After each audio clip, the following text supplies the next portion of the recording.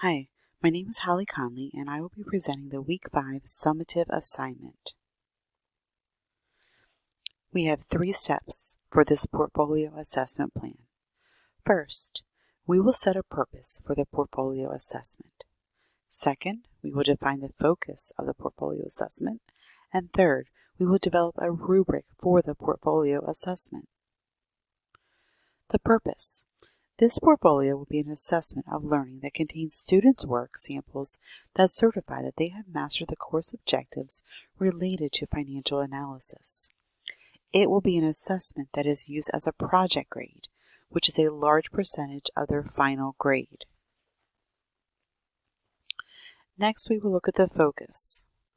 This will be a finished portfolio that will be targeted toward a board of directors to present to them the financial recommendation on whether to invest in a particular company.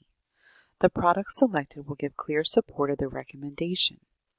The ratios should illustrate whether the company that is being analyzed is a strong investment or if it should be rejected.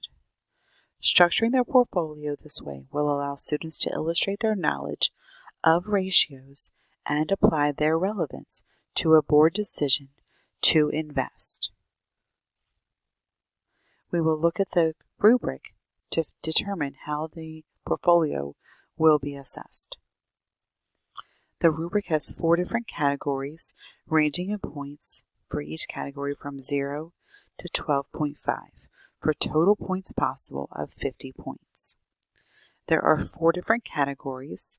The first one is to calculate at least 15 ratios using the financial statements. If students calculate less than 5 ratios, they will receive a score of 0. At least 5 ratios will earn them a 5. At least 10 will earn them an 8.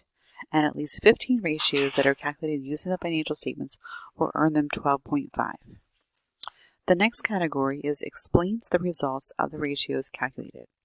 To earn a full score of 12.5, students will demonstrate complete command of the ratios. The next category is a score of 8. They must demonstrate good command of the ratios. They may have 1 to 3 minor math errors in those ratios to earn this score. For satisfactory, they will demonstrate limited command of the ratios, and they may have more than 3 math errors. The last category needs improvement. They have no explanation that's provided for the results. The third category is identifies and justifies the recommendation to the board.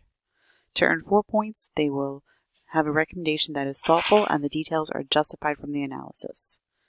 The next one is recommendation is thoughtful but missing details to justify from the analysis. Next, minimal information is provided in the recommendation to the board and no justification is provided. And finally, no recommendation to the board was provided. Last, there is conducts a financial analysis of the proposed company using tools to determine the success of the investment. To earn a full score, they must use at least 3 tools to analyze and determine the success of the investment. Those tools can be a common size income statement, a horizontal analysis, vertical analysis, benchmarking, or comparative financial statements.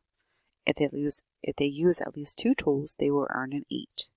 If they use at least 1 tool, they will earn a 5.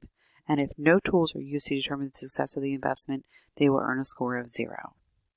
This rubric will help to determine if the students are able to assess basic financial analytical procedures. Thank you, and please let me know if you have any questions.